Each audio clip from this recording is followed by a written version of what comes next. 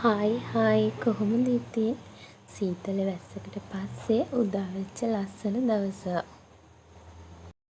මගේ යාළුවෝ හැමෝම සතුටින් පරිස්සමට ඇති කියලා හිතනවා.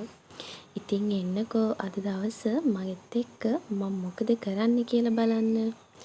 ඉතින් ඔන්න උදේම මම ගෙවල් අස් කරලා මෙන්න මේ තියෙන ඉන්ඩෝර් ප්ලාන්ට්ස් ටික ඉතින් එළියෙන් තියාගත්තා.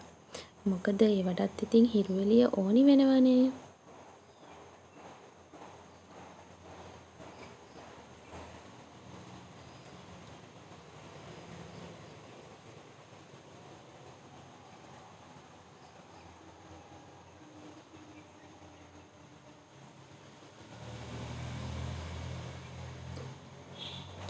ඒ ටිකත් ඉතින් මේ විදිහට තියලා ඔන්න මං චුට්ටක් එළියට ආවා. මොකද ඊයේ අපිට හොඳටම වැස්සා. ඉතින් බලන්නකෝ මගේ ඇන්තෝරියම් පැලවල පෝච්චි දෙකක හොඳටම වතුර පිරීලා ඒ වගේ වතුර බැහැලා යන්නේ නැහැ. ඉතින් මං ඒක දැකපු වෙලාවෙම ඒකේ වතුර ටික අයින් කරගත්තා. එක දිගට පායලා තිබිලා වැස්සක් වැහැපුවාම මුළු පරිසරයම මාරම ලස්සනයි. බලන්නකෝ කොළ පාට හරිම ලස්සනයි. ඉතින් මේ වැඩ කරන අතරේ අපේ චූටි පැටියා නම් මේ වෙලාවේ හොඳටම නිදි. එන්නකෝ ඉතින් එයාවත් බලලම ඉන්න.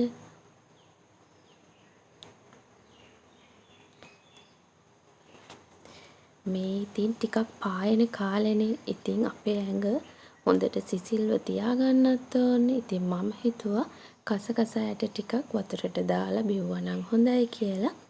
ඉතින් මම මේ විදිහට බෝතලයකට දාලා මේක ඉතින් බොනවා. ගොඩක් නම් බොන්නේ නැහැ. මොකද මට ඉක්මනටම සෙම ඇවිස්සෙනවා. ඉතින් මේ විදිහට පොඩි බෝතලයකට දාලා මම තියාගත්තා. ඔන්න මේ වෙලාවේ නම් අපේ පුතා ඇහැරලා ඉන්නේ බලන්නකෝ ඉතින්. එයා හරි සෙල්ලම. දැන් නම් ඉතින් හරි දඟමල්ල ඒ වගේම කෝලම් ගොඩයි. ඔන්න ඉතින් එයාටත් හොඳ වොෂ් එකක් දාගෙන ආවා. බලන්නකෝ ඉතින් මගේ සුදු බෝලේ.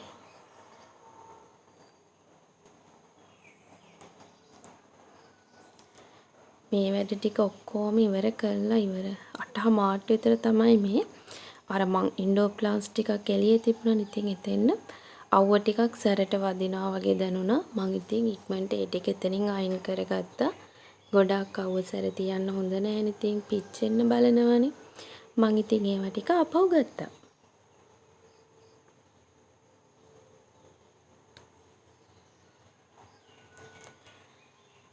මං දැන් නම් මේ හදන්නේ බබාගේ උදේ කෑම එක හදන්න. ඉතින් එයා 8:00ත් 9ත් අතර වගේ තමයි උදේ කෑම එක ගන්නෙ.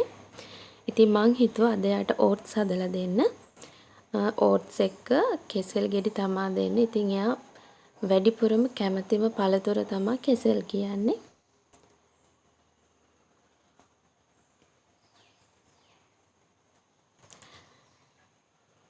ඉතින් මේ විදිහට එයාගේ ඕට්ස් ටිකත් හදාගෙන ඒකට කෙසෙලුත් දාලා එයාට කෑම කවලා ඉක්මනට එන්නම්.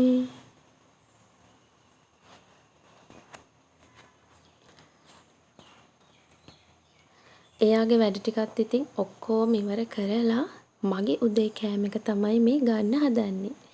ඊයේ රෑට ගෙනපු කොත්තු. ඔයාලත් මෙහෙම කනවා නේද? ඉතින් ඇත්තටම ඊයේ රෑට වඩා මේක උදේට නම් මාරම රසට තිබුණා. මං හිතනවා ඔයාලත් මෙහෙම කරනවා ඇති කියලා. රෑට ගෙනපු කොත්තු උදේට කනවා නේද?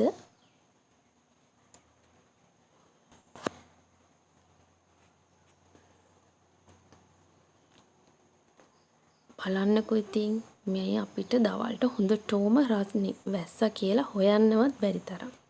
ඉතින් මට හිතුණා මේ වෙලාවේ ජූස් එකක් හදාගත්තා නම් හොඳයි කියලා. ඉතින් පළතුරු වර්ගයක් තිබුණා, පැපල් ගෙඩියක්. ඉතින් මම ඒක ජූස් හැදුවා. මේකෙන් බබාටත් දෙන්න ඕනි. ජූස් නෙවෙයි පළතුරු මේ වෙනම.